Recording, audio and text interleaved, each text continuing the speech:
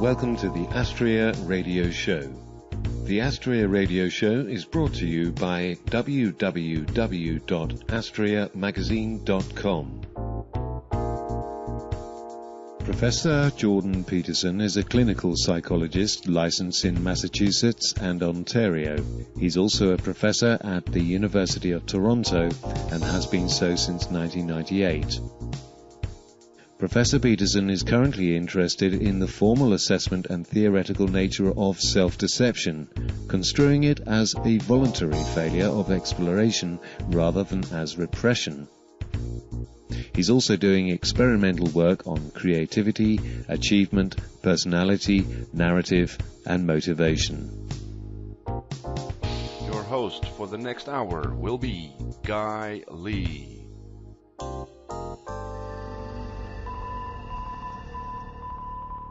Welcome to this edition of Astria Magazine and Web Radio.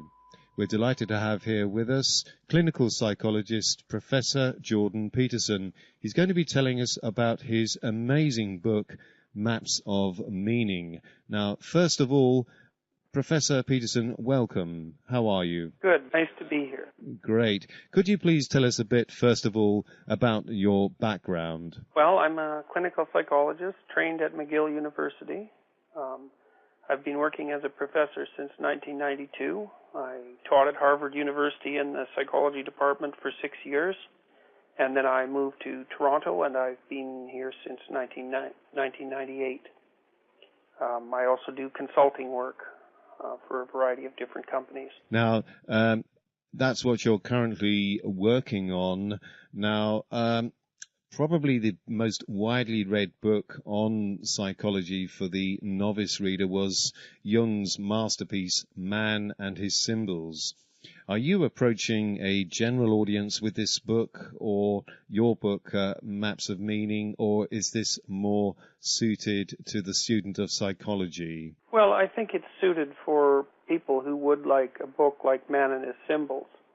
And Jung's books, even the ones that were written for a general audience, were not particularly simple because they're so different in conception. But I would say Maps of Meaning is aimed at the same audience that those books were aimed at.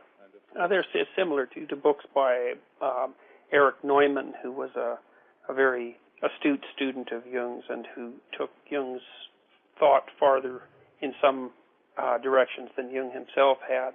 So I guess I see my work in part as an extension of Jung's work and Neumann's work, partly into the domain of neuropsychology. And of course, you could say that you've led on from the work of luminaries such as Ludwig Wittgenstein with his book Philosophical Investigations in 1953, for instance, where again he attempted to lay out the apparent structure of the mind and the conditioning with cultural and historical variables. Would that be true to say you've moved on from that and expanded it even more? One of Wittgenstein's contributions was the idea that a word was more like a piece in a chess game than it was like a label for an object. And for Wittgenstein's perspective, words were always to do things with rather than to label things with. And that's a conception that I share because most of our concepts, scientists like to think that our concepts are very much like theories about objects, but in reality our concepts are much more action-oriented than that. I mean, we know, for example, that when you look at even a simple object like a cup, the brain areas that are involved in motor action are activated at the level of perception. So, for example, when you look at a cup, the gripping action that your hand would make if you lifted up the cup is partially activated merely when your eyes settle on the cup itself. So, and Wittgenstein was the first philosopher, although Nietzsche knew this to some degree too, Wittgenstein was the first philosopher to really point out the functional quality of our object categories. And my work overlaps with his ideas to some degree because one of my preconceptions is that mythological ideas and concepts are functional. They're to do things with. They're to act about. They're not to label. They're not descriptive like a scientific concept is. That's why religious mythology has to do with morality, because morality is about action. In psychology, what role does the study of myth and symbols play, and what is the relationship to human consciousness in, say, the treatment of mental illness, for instance, or what we class or classify in the Western concept as mental illness? Well, let's start with the first question about dreams. I mean, there's a lot of debate in the scientific literature about the meaning of dreams, and perhaps there's even debate about whether it's possible for dreams to have meaning. I think partly the debate exists because to do dream analysis properly, as Jung in particular pointed out, you need a vast body of knowledge in the dream interpreter about comparative mythology and ritual and symbol and art history and so forth, because dreams, of course, use images as their primary means of conceptualization. Now, in order to understand what dreams mean and how they can be useful in therapy, apart from appreciating the fact that the interpreter needs a broad body of knowledge that scientists generally don't develop, it's also important to know what it is that scientists have discovered about dreams. So, for example, we know that dreams occur during rapid eye movement sleep. You cycle into rapid eye movement sleep about every 90 minutes when you're asleep. When you're in rapid eye movement sleep, your motor centers, so your action centers, are very much activated in your brain, but your body is paralyzed so that you can't move around. Your eyes are moving because, of course, it doesn't really matter if your eyes move while you're asleep because they won't take you anywhere. But if your legs were moving while you were asleep, you'd run into walls while you were dreaming. And scientists have actually managed to damage the motor inhibition systems in cats so that they do move around when they're dreaming. Anyways, if you wake up, when someone's dreaming, their brain is about as active as it is when they're awake. So there's a tremendous amount of neural processing going on in the dream state. If you wake someone up when they're dreaming, there's about an 80% chance that they'll report the emotion of anxiety. Dreams tend to focus on threat processing. Now, a threat is anything that might hurt you, but it's more than that, too. A threat is anything that doesn't fit into your current conceptual scheme. So imagine that you have a theory about the way the world is, and then you act on that theory, and sometimes things work out the way you'd like them to work out, but often they don't. And every time things work out in a way that isn't how you would like or how you predicted, that indicates that there's some more about the world that you have to learn about. And that fact first manifests itself in anxiety. Now, the dream focuses on anxiety, and then it loosens up the normal conceptual constraints that characterize waking thinking, and it starts to play, in a sense, or hypothesize about how your current categorical structure could be shifted around so that that threat could be accounted for. Okay, now, that means the dream is dealing with things that you need to understand, but you don't yet understand. So when you wake up and you remember the dream doesn't really make sense because it's about something you don't understand. Now, it's your brain's best guess at configuring or understanding the unknowable. But it's like the first layer of a multi-layered process which eventually would culminate in fully developed thought. Maybe over months, or maybe over years, or maybe you would never manage it at all. The unknown thing or the threat is just too great to really come to any terms with it whatsoever. Okay, now imagine that you're dreaming about something and it produces enough emotion, the threat produces enough emotion not only to produce a very vivid dream, but to wake you up. And when you wake up, you remember the dream. And then you go tell someone about it.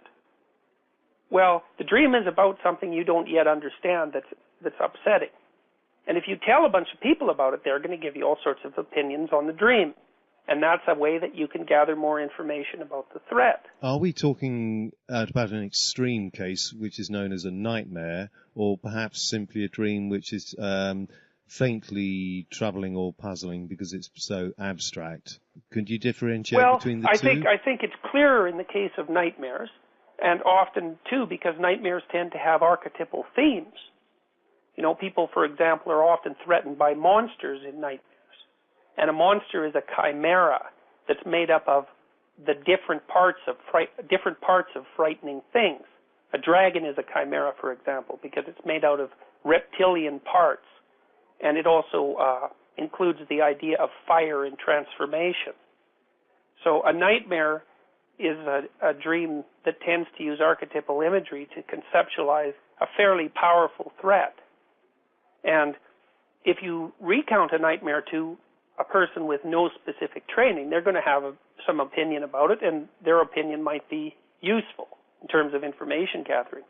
But if you recount a dream to someone who's psychologically trained and who's also symbolically trained and who has, you know, great depth of knowledge with regards to the structure of religious thinking and comparative literature, the light that they're going to shed on your dream is much brighter and more profound. And sometimes a dream interpretation can offer the person who's had the dream a leap forward in knowledge that might have taken them 5 or 6 years to conceptualize by themselves. An insight, you might say, that they wouldn't ordinarily have had because the person who's the expert who's had the dream recounted to them knows and says, yes, I know of that place that they say they've been to, that experience they've had, that symbol and its meaning, and above all, what it feels like, because surely it is, some people say that, me included, that one way to interpret a dream when you wake up is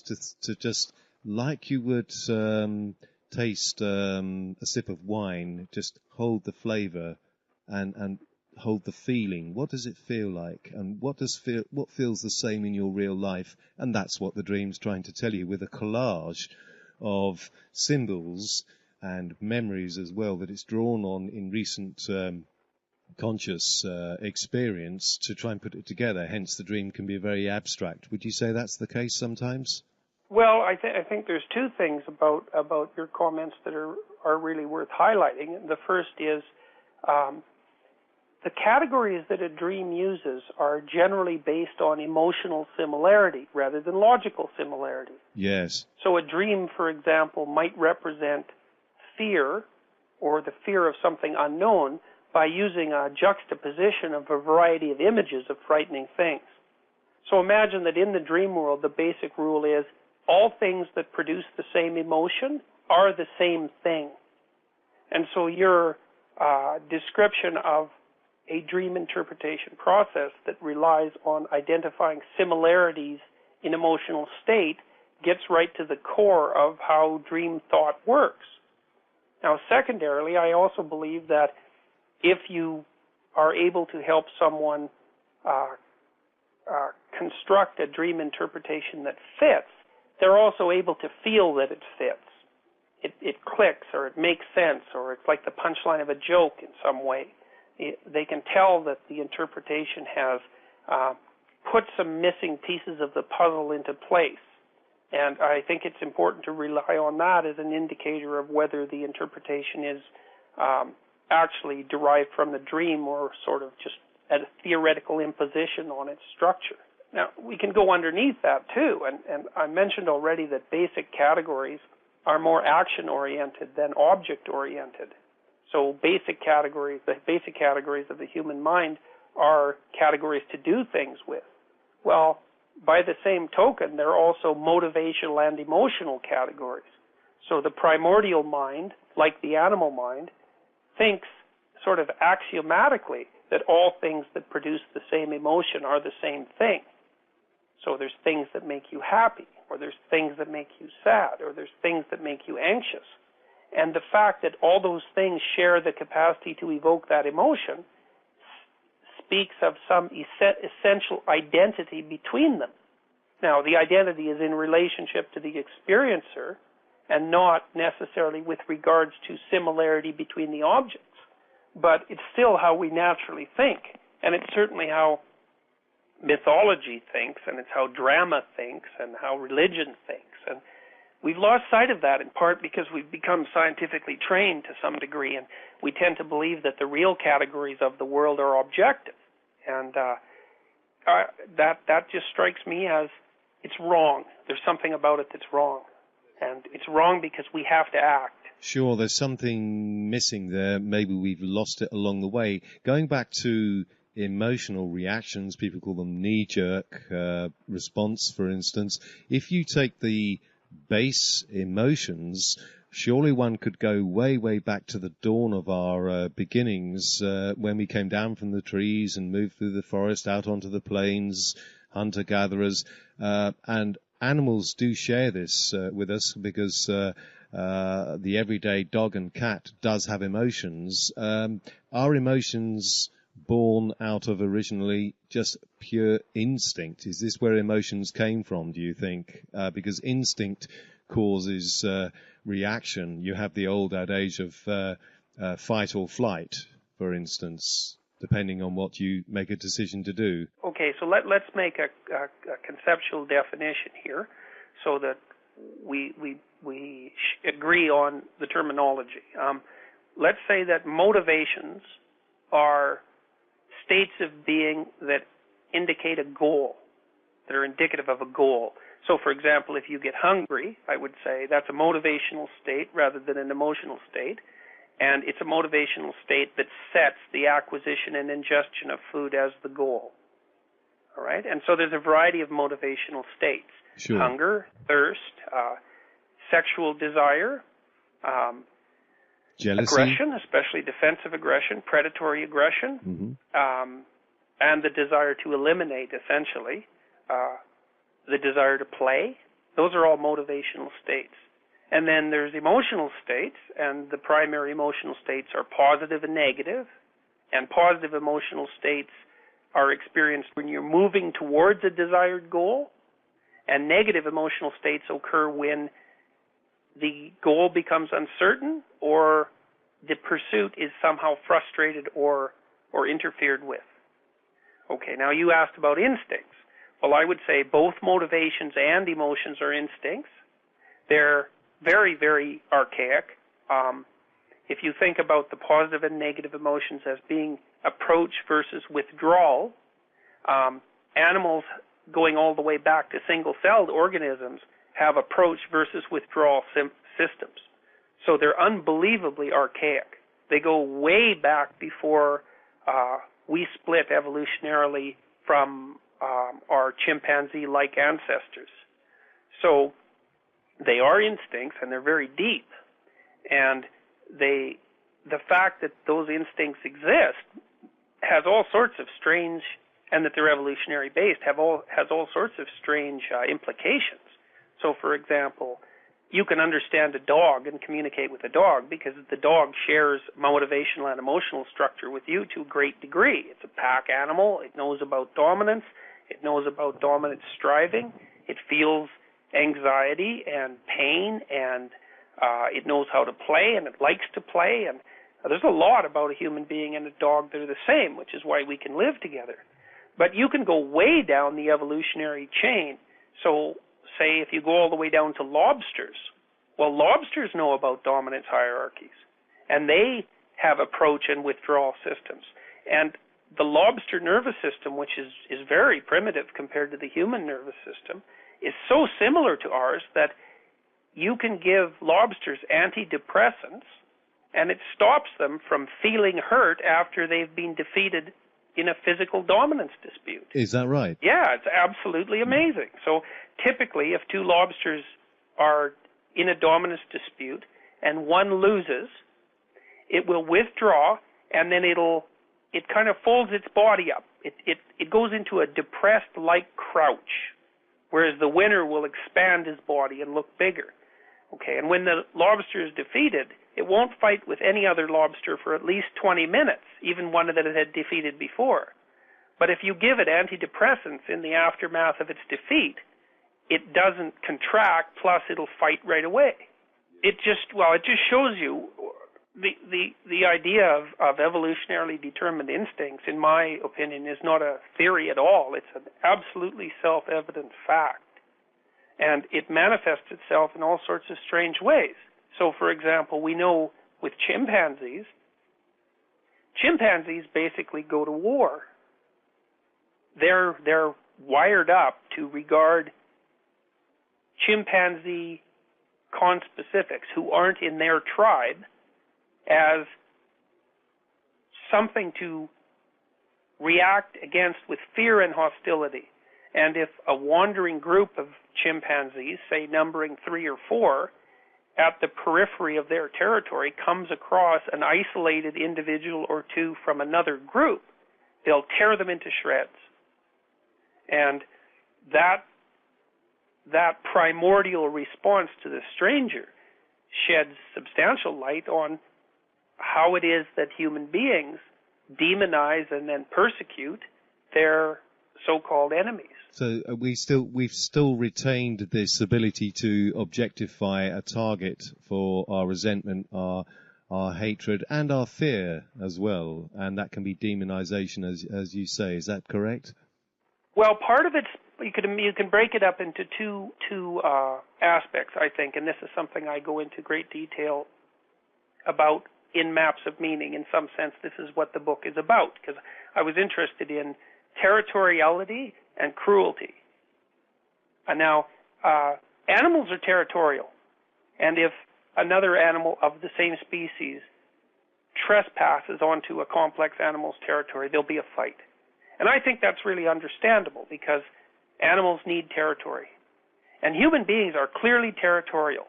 We're territorial about our actual physical space, and we're also territorial about our ideological or cultural space. And it's because we need to inhabit a physical territory, and we need to inhabit an ideological territory. And we react to challenges to the integrity of our territory with fear and with defensive aggression. And I think that can be understood quite appropriately using analogs from animal behavior and animal neurophysiology. But you talked about resentment and hatred. Well, those emotions, I think, are much more specifically human. There's lots of examples from 20th century history of the persecution of enemies going far beyond what was merely needed to ensure territorial integrity. Examples, of course, of that sort of behavior abound in the Holocaust literature, where the Nazis went out of their way not only to eradicate the Jews and the Gypsies and so forth, but to torment them and torture them and crush them in ways that were even that weren't even in the best interests of the persecutor. And that's a lot more difficult to understand. Sure. I mean, he had the ability to be able to conceptually dehumanize them, to treat them as no better than animals, or Untermenschen, as they called them, but not forgetting that there were earlier examples before. I mean, the Holocaust in terms of numbers, sure, and its scale and its cold-bloodedness, but if we go back to times of, say, one of the earlier ones, tyrants that I thought were horrific was Vlad the Impaler, who used to enjoy sitting, eating his breakfast and having his victims impaled before him.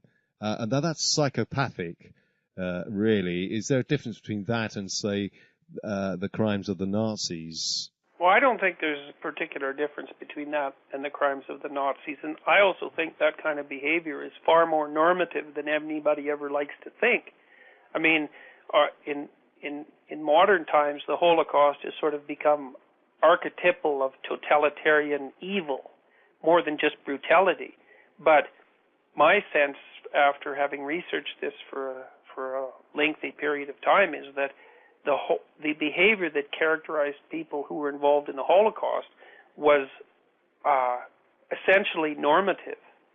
And even in 20th century history, the numbers involved in the Holocaust per se aren't of any order of magnitude They're not special. They're not immense by any stretch of the imagination.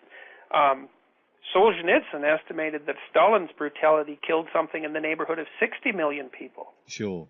And there's estimates from Mao that he killed 100 million people. Mm. And in Cambodia, we know that at least 4 million people died. With the Khmer Rouge, yes. So, I mean, like the Holocaust is the prime exemplar of that kind of behavior. But it typified the 20th century. And as you already pointed out, it's not like it arose in the 20th century. It's part of our nature. But what about what's the difference between someone who would be a concentration camp guard who would put these poor victims into the gas chamber, or the guy who pressed the release button on the first atomic bomb from that aircraft that he knew would slaughter thousands or hundreds of thousands of people, because both those two people believed in something? Is this where it really boils down to, the difference between good and evil? I think people use their claim that they believe in something to look. People will protect what they believe in using the same mechanisms that they'll protect territory. So, for example, if you own your house and someone walks into it at night under English common law, you have the right to say, leave. And then you have the right to say, leave, I have a gun.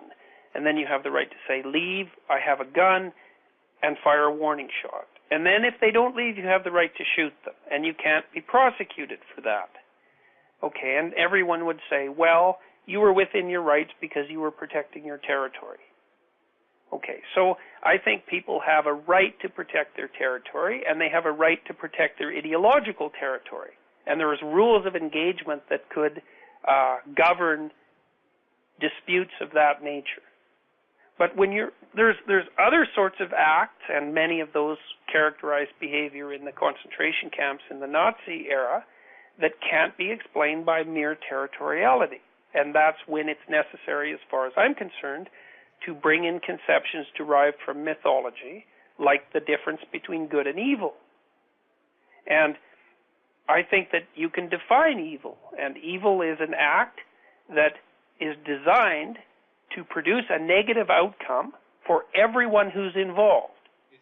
That includes the victim and the perpetrator. Sure, but where does evil come from in your concept of this, Professor Peterson? Is it external? This is another reason why it's very useful to look at mythology, because if you look at the first few chapters in Genesis, there's a very clear story. So let me tell you one of the stories.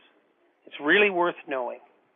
Okay, so as far as I'm concerned, when Adam and Eve eat the fruit of the tree of the knowledge of good and evil, their eyes open. And the first thing that happens is that they notice that they're naked. Okay, so what does that mean? It means they're illuminated with regards to their own vulnerable nature. Because to be naked and to know you're naked is to be exposed and vulnerable and to know it. And often people, for example, will dream that they've been stripped naked in front of a crowd. It means their material vulnerability is exposed for everyone to see. Okay. The first thing Adam and Eve do once they discover that they're naked is to clothe themselves, cover themselves up. And human beings are the only creatures that wear clothes. And clothes separate our vulnerability from the natural and social worlds. They're protective in reality and they're protective symbolically. All right. The next thing that happens is that God comes walking through the garden. It's in the morning, and he looks for Adam. And Adam is hiding behind a bush. And God says, Adam, where are you? I'm used to walking with you. And Adam says, I'm too afraid to come out because I found out that I'm naked. And God says, who told you that you were naked? And Adam blames the woman. Okay, so then you think, well, why would Adam hide from God? All right, so imagine God symbolizes a transcendent totality. And this story indicates that at some point in human history, there was an unbroken relationship between the transcendent totality and the individual. But when the individual became self-conscious, that totality was threatened. So why does Adam hide? Well, he knows he's naked and vulnerable, so he hides from the demands of destiny. He hides from what's best in himself, because he looks at himself and thinks, I'm nothing. I'm weak. I can be easily hurt. And therefore, when God calls, I have to hide. Well, the next thing that happens is that Adam and Eve are thrown out of paradise. And God says, well, life is going to be difficult now. Okay. So that sets the issue up. The next chapter starts with the birth of Cain and Abel. Now, Cain and Abel are the first two humans born in history, right? Because everything that happens in the Garden of Eden is prehistorical. Human history starts with the fall of man, the rise of self-consciousness. And Cain and Abel are the first two humans. And they're symbolic of two attitudes towards the revelation of vulnerability. Now, Abel is a shepherd, and Cain raises vegetables. And they're both required to make sacrifices to God. Okay. Now, why would you make a sacrifice? Well, it's an archaic idea. You burn something, smoke rises up to heaven, God's in heaven, and he can judge the quality of your sacrifice by evaluating the smoke. And you think, well, that's a very archaic idea, and what could a modern person do with that?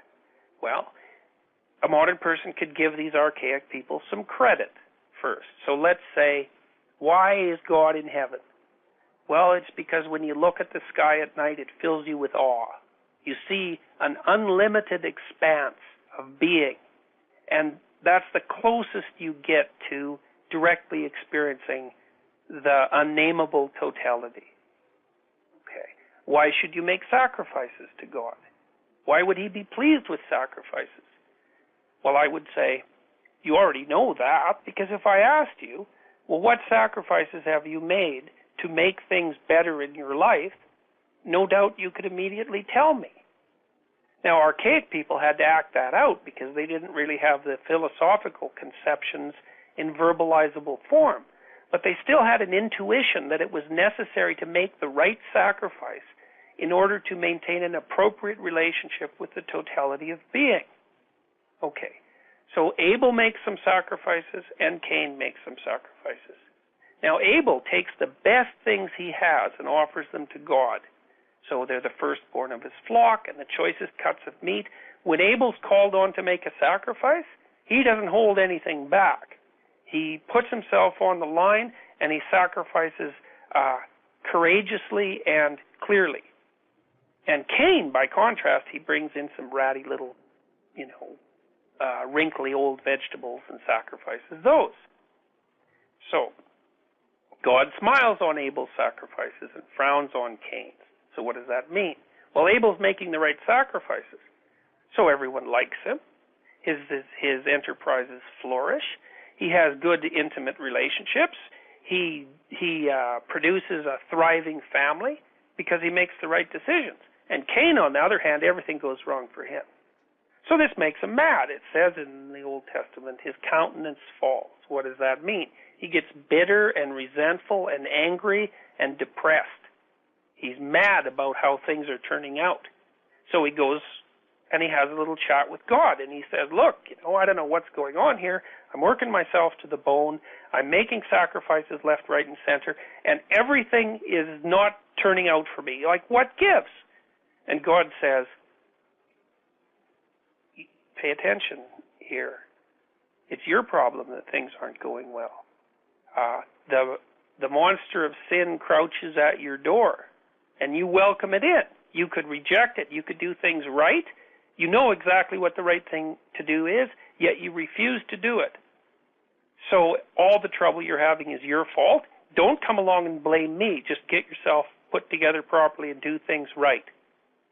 And so that's the end of the conversation. Well, that isn't what Cain wants to hear. He wants to hear that the world's a miserable place and that the reason that he's failing is because of the structure of reality. He doesn't want to hear that it's his problem. So this just makes him absolutely boiling mad. And the first thing he does is go and kill Abel. Well, that's the difference between territoriality and evil. And he wants what Abel has. He even wants to be Abel. But instead he destroys him out of spite and resentment and revenge against the nature of reality. Well, then God gets wind of it and marks Cain. He says, no one kill him. And you might think, well, why? Because it's God who says an eye for an eye. Well, the next little bit of the story, which is barely there anymore, it's so edited out, explains exactly why. Cain wanders away and he gets married. And he has a family. But if you mess around with any of Cain's family, if you annoy them or bother them or make them resentful or angry, they don't just kill one person, they kill 7. And then those children have children, and if you annoy them, they kill 70. And at the end of that acceleration of revenge-oriented killing, God comes along and floods everything. And that's when the story of Noah and the ark kicks in. And the story is very clear. It says this: if you act improperly, and if you do the things that you know to be wrong, if you don't make the right sacrifices, your life will not turn out well. You'll be punished all the time for your foolishness and your weakness, and that will make you resentful, twisted, bitter, and murderous. When you act on those motivations because of spite and resentment, you'll initiate a cataclysm of revenge-oriented killings. And if no stop is put to them, that will spread through the entire society and invite the apocalypse. And that's the third major story in Genesis. Indeed, there's and it's exactly right. There's some very, very strong, would you call it moral teaching there, or is it more than that? I mean, whoever wrote that had the insight, didn't they? It's moral for sure, because but it's moral in a weird way. It's more like a description of moral reality than a story that says, well, you should act like this because that would be good. Imagine this story of Cain and Abel. This is a really old story. It's been around for, we have no idea how long. In written form, it's been around for several thousand years. It's undoubtedly part of a larger oral tradition. It was edited by many, many people and told and retold. And all that's left of that story is what's intensely memorable, because otherwise it wouldn't have been forgotten. And it just says something blatantly. It says that you can accept the need to make sacrifices in order to keep your life on the right track, or you can fight against that and act improperly. If you fight against that and act improperly, then you're going to compromise your relationship with the totality of being. And as soon as you do that, you might essentially you're living in a hell. If you subject yourself chronically to a hellish existence, that will make you turn your thoughts towards revenge against existence itself. Well, Stalin was setting himself up to blow up the entire planet. I mean, there's good evidence from the KGB archives in the late 1950s that he was gearing up with his multiple pre-apocalyptic genocidal practices. He was gearing up enough courage to turn the whole world into a conflagration. Well, this is no trivial matter. And the only stories that I know that have enough profundity to lay out the real seriousness of the issue are these archaic stories. Nothing in modern culture has the requisite profundity. Now we're just pausing for some exciting news about AstriaMagazine.com. Stay with us. By the way, don't forget to grab your own copy of our fascinating 40-page Astrea magazine. Just visit our magazine webpage at www.astreamagazine.com and download it for hours of fascinating enjoyment. And do visit us again soon, because astreamagazine.com is full of fresh news, information articles, free audio interviews, your very own copy of the latest issue of Astrea magazine, and also we have a message board if you want to leave your own news or discuss some of the articles with other people from across the internet. www.astreamagazine.com. Well, this is no trivial matter. And the only stories that I know that have enough profundity to lay out the real seriousness of the issue are these archaic stories. Nothing in modern culture has the requisite profundity. Sure, we do have sayings such as "you get out of life what you put into it," and another one that comes to mind is "he who lives by the sword dies by the sword." In the East, they have their concept of and tradition of karma. Yeah, well, karma is a really good example, because the idea behind karma, it's very interesting, I think, from a neuropsychological perspective, because karma is predicated on the idea that it is fundamentally impossible for you to get away with anything. And there's an idea in Christianity that's like that too. It's a little more archaic and more dramatic than the idea of karma. And the idea in Christianity is that all of your actions and motivations are in some manner recorded, and that you'll be brought to task for them. And modern people look at that, especially when it's represented metaphorically as, say, a wise old man writing in a book, and they just discount it entirely. But I've certainly come to believe, as a consequence of studying what I've studied, that it is absolutely impossible for you to get away with anything. Whenever you make a mistake and you know it's a mistake, you will eventually pay for it. You might not notice that that's what you're paying for, because often the punishment and the crime are so distant in time from one another that the causal connection is virtually impossible to identify. But that doesn't mean it isn't there. Now, one of the things I attempted to lay out in Maps of Meaning in some detail was Solzhenitsyn's insights into the processes that led to the establishment of the Gulag Archipelago prison camps in the Soviet Union, where so many tens of millions of people were killed. I mean, it was Solzhenitsyn's belief, and this is a belief that Jung shared, and as well Erich Neumann, that it was the cumulative sins of the individuals that made up a population that culminated in these absolute totalitarian catastrophes.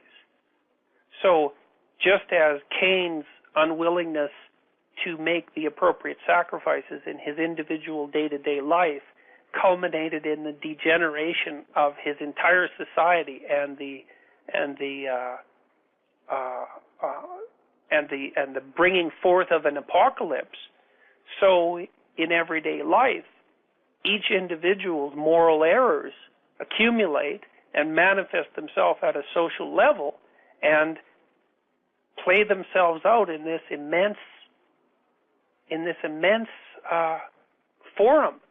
Now, we don't like to think that way, because no individual likes to feel that their localized foolishness and weakness, conscious foolishness and weakness, reverberates through the entire social structure. But everything that I've ever read that was serious with regards to this kind of subject indicated precisely that. I mean, even Hannah Arendt, she wrote The Banality of Evil. Well, you know, I think it's the evil of banality personally, but the architect of the final solution was a meek, negligible, resentful non-entity. And what that shows you is just how horrifying it is morally to be a weak, resentful, judgmental non-entity. It's so catastrophically wrong that under the appropriate conditions, it can endanger the structure of being. Going on to another thesis of yours in Maps of Meaning, you talk about the fact that we're comfortable with the known, what is known, around which we build all our cultural traditions and from which our myths are propagated, and then there's exploration of the new, if you like, and how we can act on that. Could you tell us a bit more about that? Because you're insinuating, I believe, in your work that, in your book, that to do so can make one some kind of some kind of heroic action. You've mapped out something whereby we can reach out for what is unknown to explore our potential and our creativity. Is that correct? I think that's a good summary. I mean, imagine that in life you have one obvious thing to rely on. And the obvious thing you have to rely on is the traditional knowledge and wealth of your culture.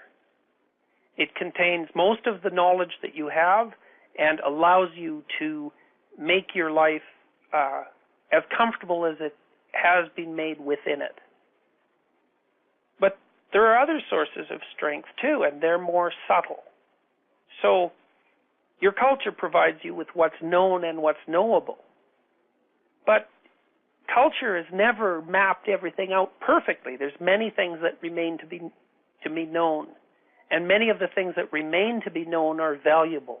And what that means is that if you search after what is yet unknown, you can also derive strength from that. Because that's the domain in which new discoveries are made.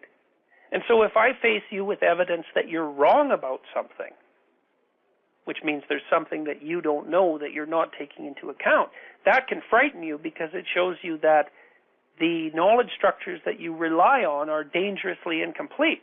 And that can make you very angry, and that can make you very resentful. Or you can say, oh, isn't that so fascinating? The fact that something isn't known here means that I could go and discover that. I could voluntarily encounter that, and I could derive something new and valuable, and I could use that. And the hero in mythology is the person who voluntarily encounters the unknown.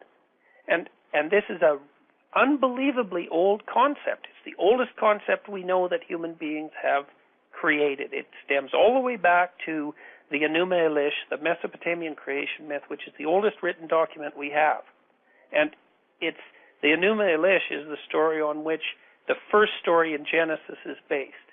Now, here's a way of thinking about things, and this is a mythological way, and it's extremely useful. So forget for a minute the idea that the world is made out of matter, and forget that it's made out of objects. We'll look at it from a different perspective. We'll say, the world of experience, which is the world you inhabit, is made out of three things.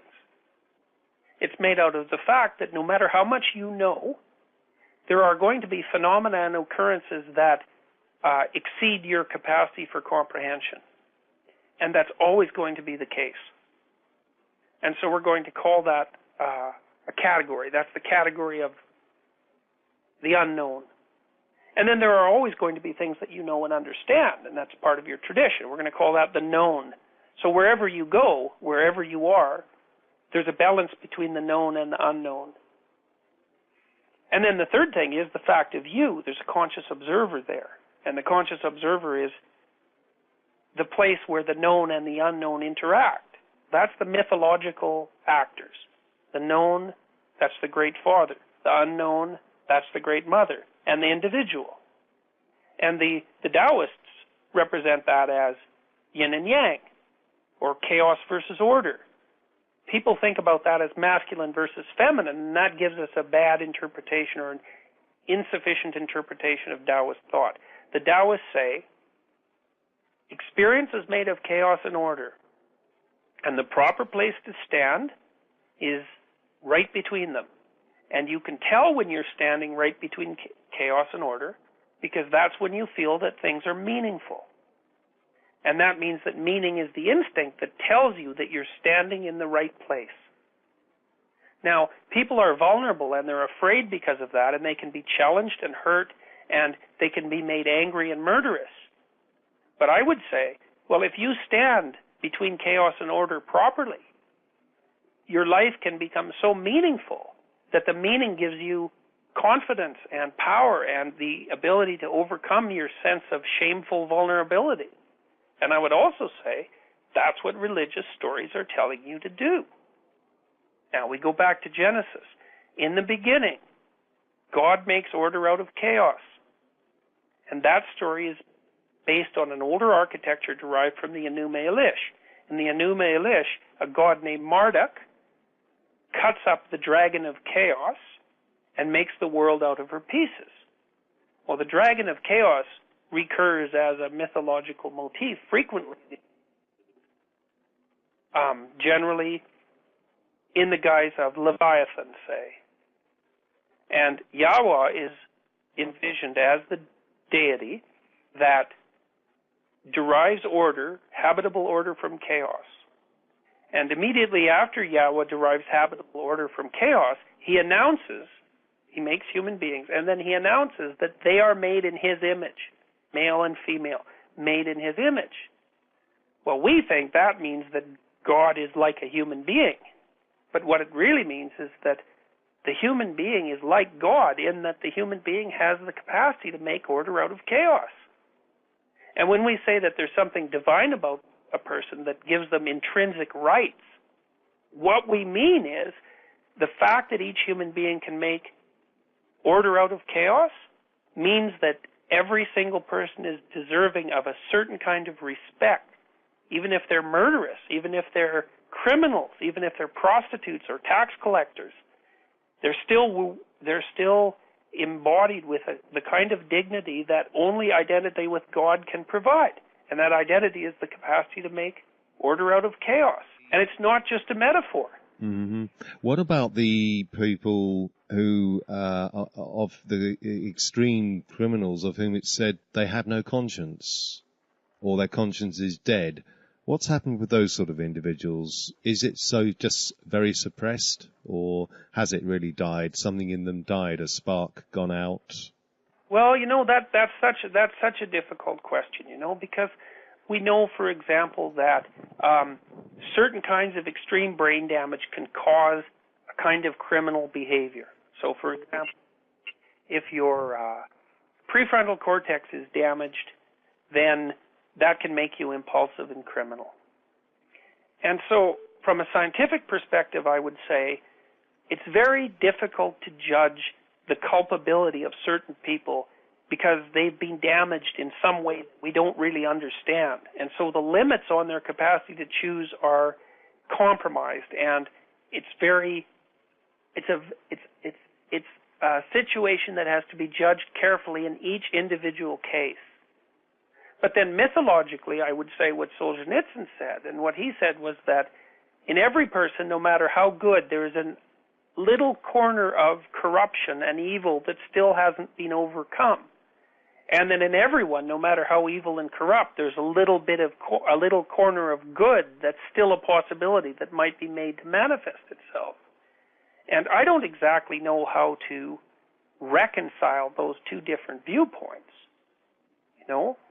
And I think each of them are right, even though their juxtaposition makes a paradox. Now, looking at paradoxes, like I read about Ted Bundy. Mm-hmm. You know about Ted Bundy? Go on, tell us. He was a law student in the U.S., very good-looking young man, and he raped and murdered a number of young women. And one of his tricks was to put on a fake cast and to elicit a sympathetic, to stop someone young and beautiful who was driving a vehicle, to use their sympathy as a means of getting them compromised. He was a terrible person. But I read about his journey downhill, and he said he first started to get involved in violent pornography. And that as far as he was concerned, that was what opened the door. And I think that's a good metaphor. I mean, one of the things Jung talked about continually when he was attempting to explain what had happened in Nazi Germany was the fact that a person moving downhill to some horrific end point, like a concentration camp guard, say, makes a little mistake, knows it's a mistake, makes a little mistake, a little compromise. And then that puts him in a position where another compromise is more likely. And then that puts him in a position where another compromise is more likely. And 300 compromises later, there's a great book called Ordinary Men. It's a study of a police battalion in Poland. And these men started out as normal, middle-aged policemen, most of them adults before Hitler even came to power, so not victims of Hitlerian propaganda in their maturing phase. They went from perfectly ordinary policemen to men who were taking naked pregnant women out into fields and shooting them behind the head. And the book details their descent into this hellish place step by step. Well, I think that's how people descend, It's step by step. And I believe, under most circumstances, that every step is conscious, even though the memory of making the step might fade into unconsciousness, and the full cataclysmic consequences of each moral error aren't necessarily evident. So what happens in the case of looking at the individual as opposed to the group consciousness, very quickly, when someone has what's known as a nervous breakdown, is that when they just can't make order out of anything? They just can't cope? They just withdraw? Sure. What we could look at that neuropsychologically, or we could look at it descriptively. So here's what happens neuropsychologically. There's a little brain organ called the hippocampus. And the hippocampus helps you know where you are and what you're doing. And it inhibits a whole array of more primordial emotional structures, particularly the amygdala and the hypothalamus. Now, the amygdala is responsible for anxiety and fear, and the hypothalamus is responsible for all different kinds of motivation. Now, as long as you know where you are and what you're doing, which means that when you act, the outcome you desire occurs, because that sort of defines knowing where you are and what you're doing, then the amygdala and the hypothalamus remain inhibited. Now, as soon as things aren't turning out the way you expect them to, then the amygdala is disinhibited, and so is the hypothalamus.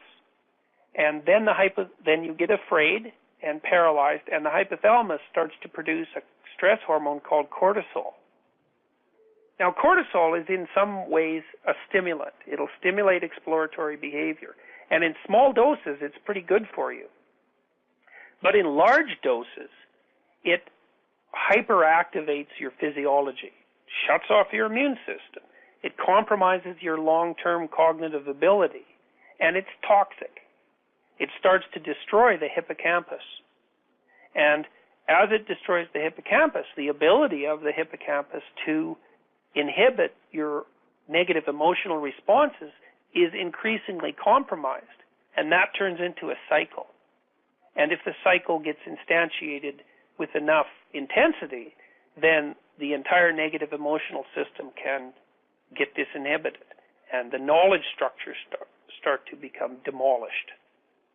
And when people talk about a nervous breakdown, which is usually a post-traumatic stress disorder or chronic repeating depression, that's basically what they're talking about. Which is why if you have a conversation with someone who goes through regular bouts of depression, their perception of reality is distorted. They just see everything negative about anything you can think about. Yeah, well, and what happens is, you imagine if you're doing some small task. Oh, let's say you're cutting up broccoli for dinner, and you cut your finger. And I say to you, what does the fact that you cut your finger mean? Here's some possibilities. It means you should be more careful when you're cutting broccoli. It means that you're actually not very careful. The fact that you're not very careful about cutting broccoli indicates you're probably not as careful as you should be about most things you do. The fact that you're not as careful about most things you do as you should be is an explanation for why all the things that have gone wrong in your life up to this point have actually gone wrong. People like you who have had lots of things go wrong and who aren't sufficiently careful tend to go downhill over time, plus they're not very good people. Maybe they shouldn't even be around. Okay, that's how a depressed person thinks. Sure, that's quite a wide scale there, isn't there? Well, what happens is that their ability to inhibit the spread of the meaning of the negative event is completely compromised because their nervous system there's supposed to be a threshold for the transmission of negative information across different levels of abstraction. You're supposed to be somewhat resistant to that spread. It could easily be true that the fact that you cut yourself is an indication that you're not living your life properly. But it isn't necessarily the first conclusion that you should leap to. But for a depressed person, that's often inevitable. They can't help it. Yes, they're on a sort of downward slope, a slippery slope. Now, moving on... and they're overwhelmed by chaos. Yes. That's the mythological explanation. Yes.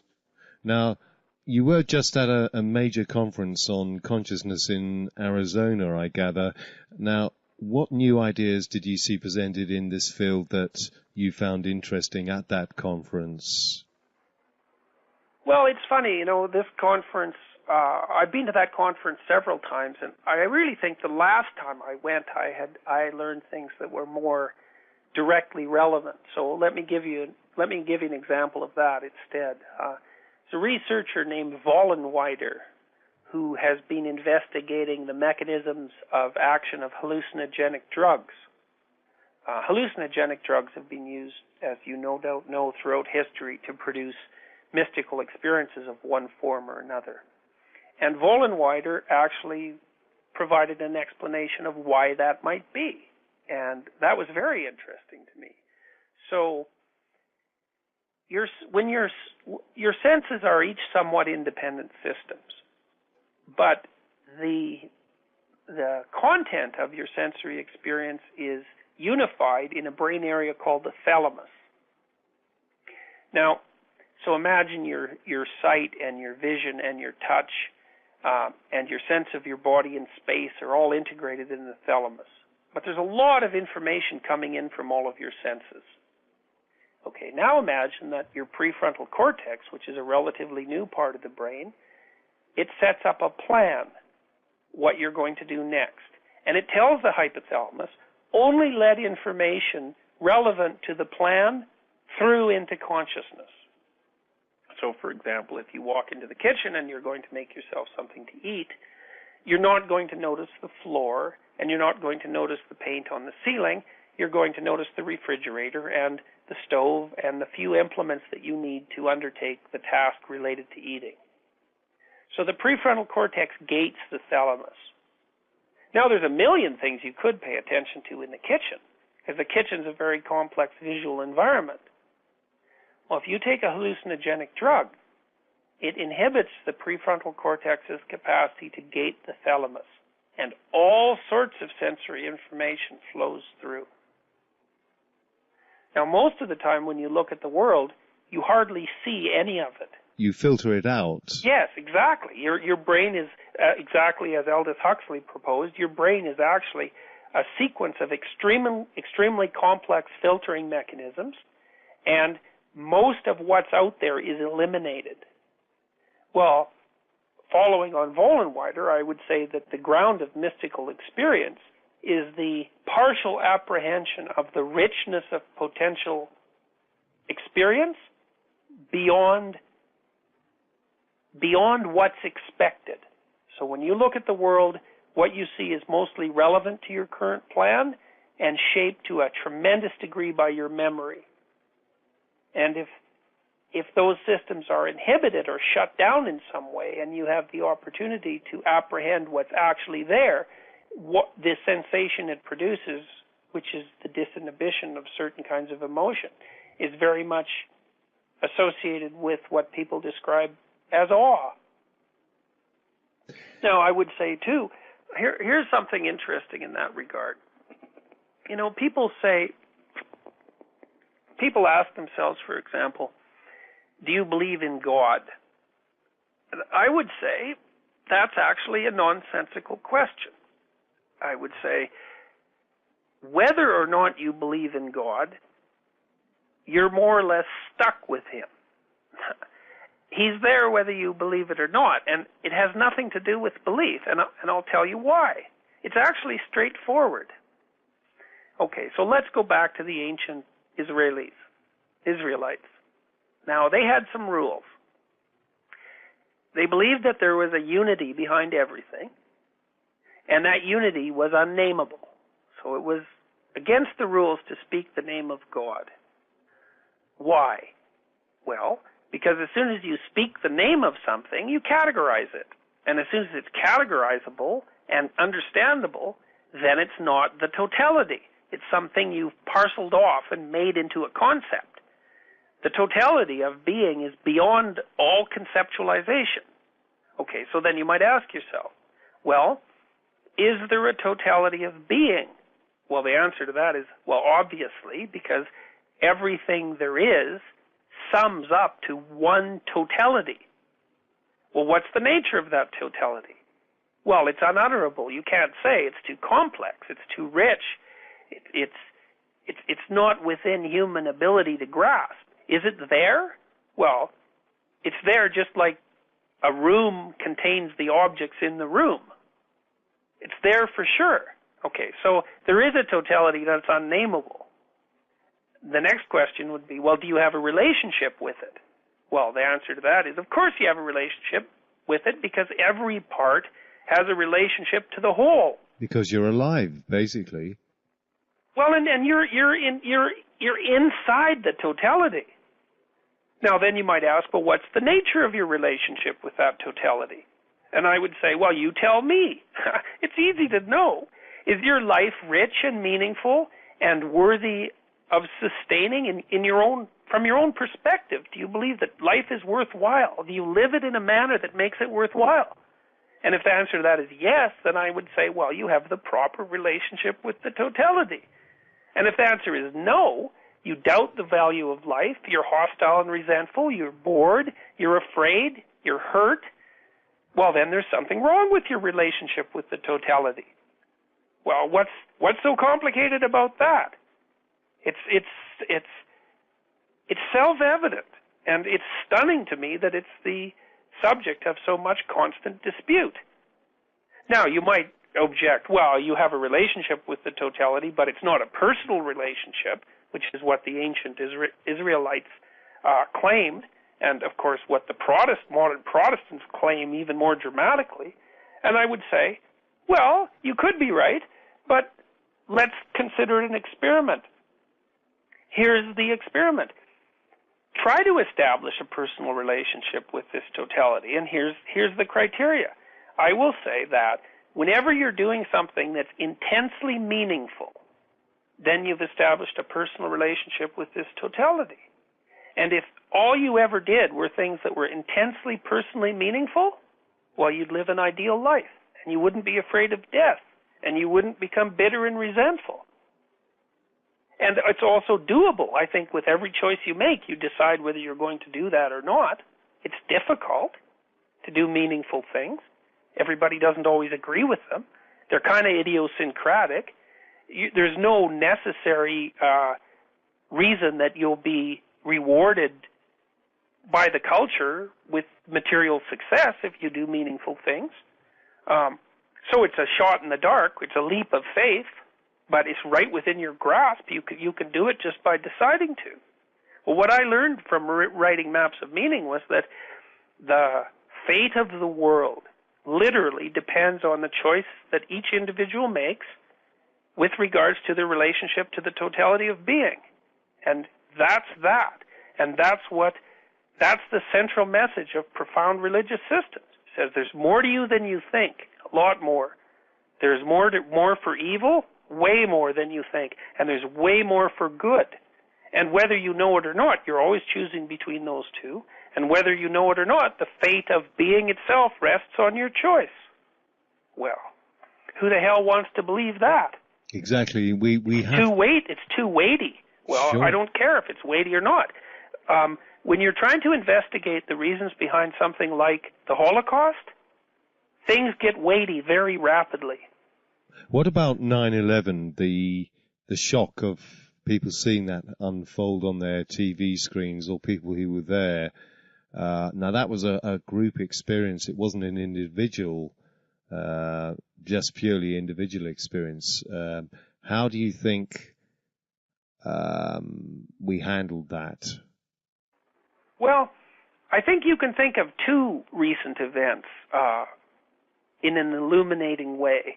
9/11 would be one, and the flooding of New Orleans would be another.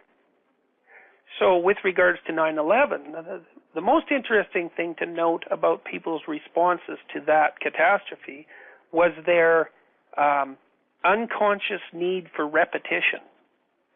I mean, everyone I know watched the trade towers fall 50 times or 100 times in shock, unable not to watch. And I think the reason that that's so illuminating is because it shows you how complicated it is to see what you don't understand. So mythologically speaking, the fall of the towers was equivalent both to the death of the king and to the reemergence of chaos.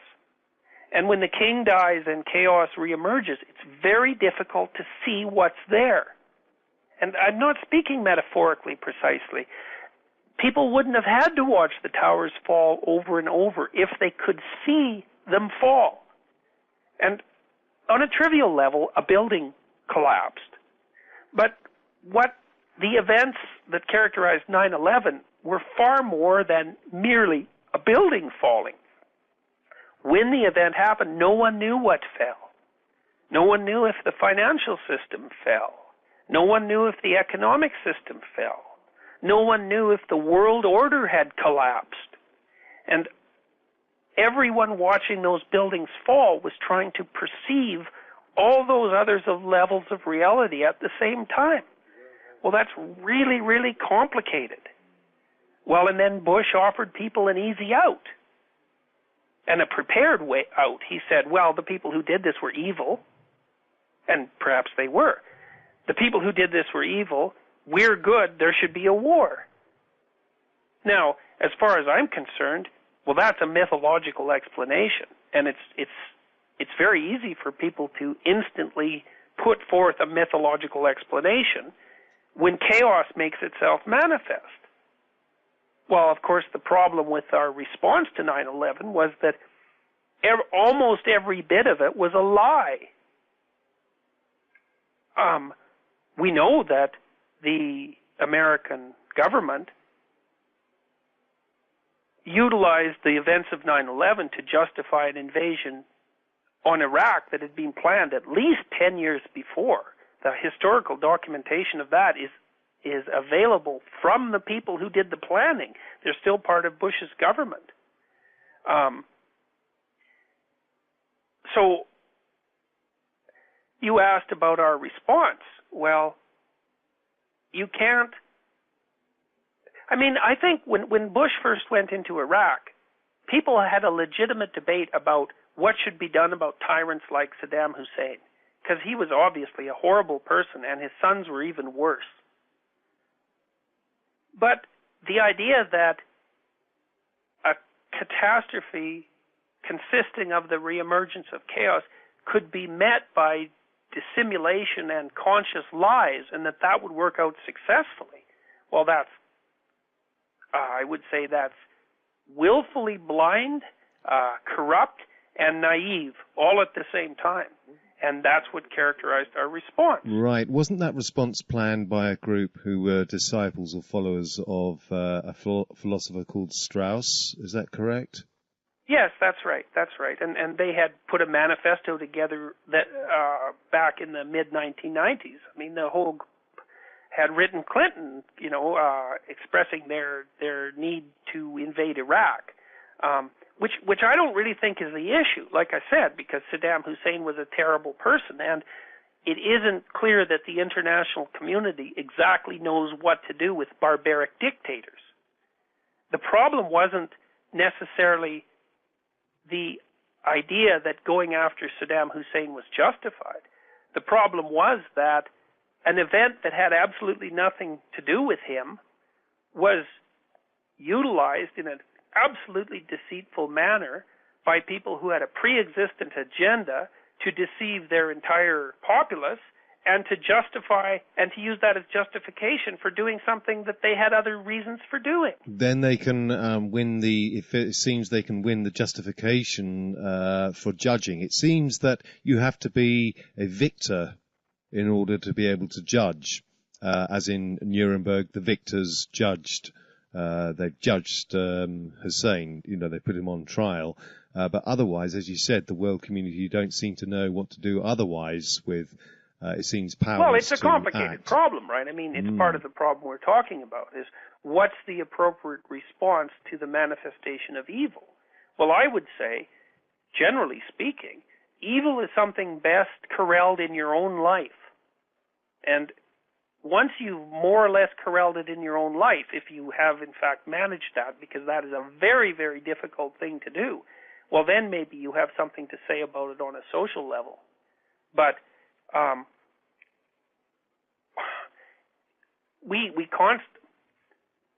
people put the cart before the horse, and many individuals who are unable to make peace in their own house are perfectly willing to go out and try to make peace in the world. Well, there's more hubris and ideology in that than there is intelligence and caution. Unless there's something else you want to add about either maps of meaning, Jordan, or whether you want to talk more about new ideas you're working on.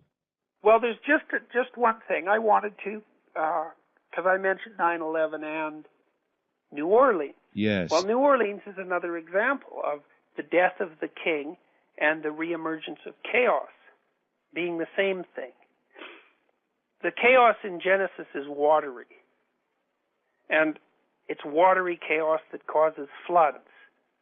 And the flood that God caused with regards to Noah was the reemergence of chaos because of a corrupt social order.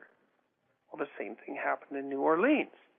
On the one hand, it was a storm. So the storm caused the flooding. But on the other hand, had the levees been 4 feet higher, there wouldn't have been a catastrophe. So the fact that there was a flood in New Orleans is as much evidence that order was insufficient to hold chaos back as it is evidence that the chaotic hand of God is perfectly capable of causing natural disasters. There was too much disorder there on the side of order. Exactly. There was too much, and it was not just disorder, but corruption, right? So it's archaic cultural systems, the levees, they were too old and starting to deteriorate, so they deteriorate of their own accord. Plus, the deterioration is sped along by the fact that the people who are putatively in charge of them aren't taking the responsibilities seriously. It's a metaphor. Sure, on a similar basis. It's not about flooding, but that reminds me, in Australia, in certain beaches, there have been shark attacks where they have shark fences out in the sea which have not been repaired, and there are holes in the fences. And so sharks are getting through and attacking surfers. It's exactly the same right, concept. And that's in fact, I would say the reason that example popped into your mind is because of the mythological equivalence. You see, because the underwater creature, the terrible human-devouring underwater creature, is a prime mythological representation of chaos. So, for example, Tiamat in the Enuma Elish, who's basically the model for the Leviathan, is an underwater dragon, an underwater devouring dragon, and she's this prime symbol of chaos. And so I would say your example was brought to mind by the mythological equivalent between the two occurrences. Well, Professor Peterson, it's been a great pleasure hearing you discuss your ideas and your work, Maps of Meaning. Could you please tell us where this book is available? Well, I would say the simplest place to find it is at Amazon. If you go to my website, which is mapsofmeaning.com, right, there are lectures on the book, televised by Canadian Public Television, and links to places the book can be purchased. So that's probably the simplest thing to do. Okay, and what's your next project? What are you working on? Are you writing some more, or are you concentrating on your lecturing, or are you touring, or what's happening now? Well, I've written recently a few papers on the nature of self-deception, which is a very paradoxical concept. Self-deception implies that, at least in its classical formulations, that a person knows something and doesn't know something at the same time, which is problematic conceptually for a variety of reasons. I've been trying to crack that problem.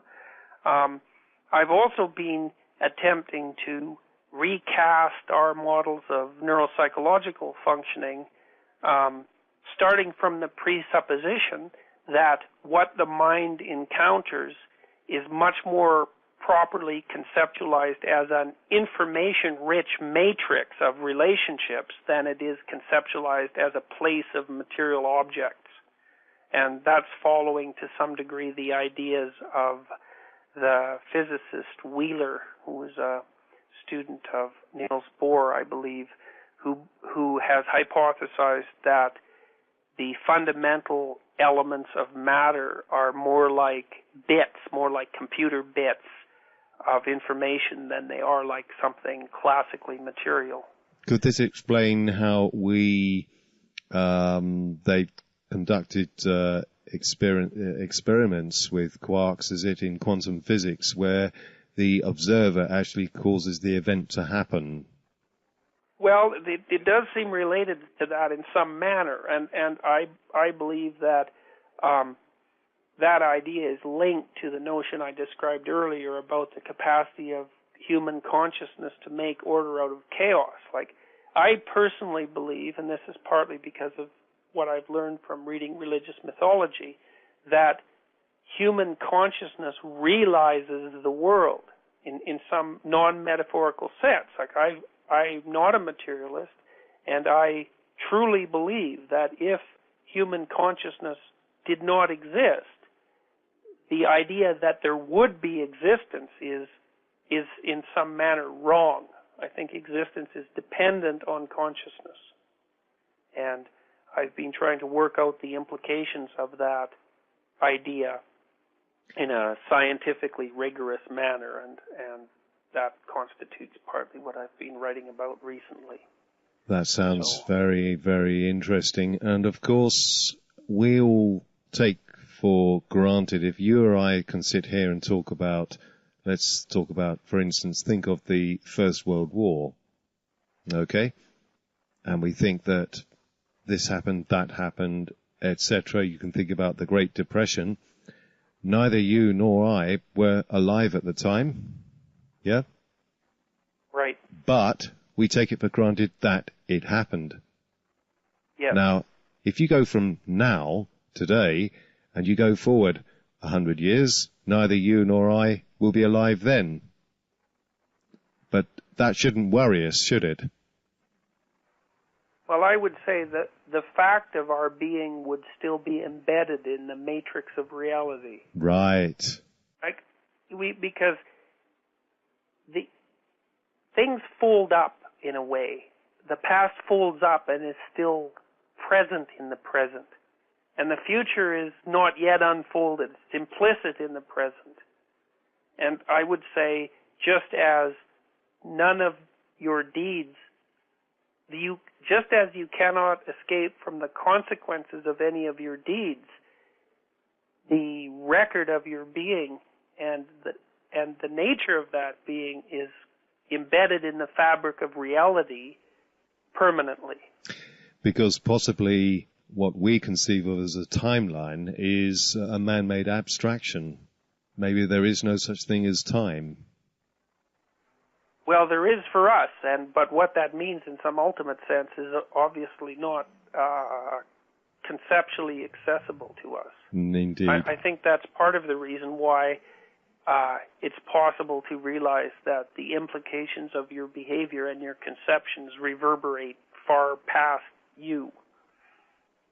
Things are not necessarily precisely what they seem. Like ripples on a pond. Professor Jordan Peterson, it has been marvellous discussing these subjects with you and listening to your views. I'm sure our listeners will find this most interesting. And on behalf of all the staff here at AstriaMagazine.com and Astria Web Radio, I'd like to extend our thanks, and we hope that you'd be able to submit an article for us at some stage if you wish for our magazine in the due course of time, and maybe you'd like to come back for another discussion at some point in the future. But on behalf of everyone here, thank you very much for this most fascinating discussion. Thanks very much for the opportunity. Thank you, Professor Jordan Peterson, author of Maps of Meaning. Well, that brings us to the end of this show. Thanks for listening, and we hope you enjoyed it. Do join us regularly for all the latest ideas, news, reviews and discussions, and free audio downloads, all here at Astria Magazine Web Radio. You'll right-click to Knowledge and Discovery. You might also want to download our feature-packed Astria Magazine. Astria Magazine has got 40 pages of high-quality articles by well-known authors, scholars and progressive thinkers, and it only costs a trifling £3 sterling or a couple of dollars or so. Simply purchase your download via our secure protected PayPal system, and it's yours to print out and keep. We're sure you'll have hours and hours of enjoyment and fascination reading Astria Magazine, so just go to our magazine page and grab your very own copy. www.astriamagazine.com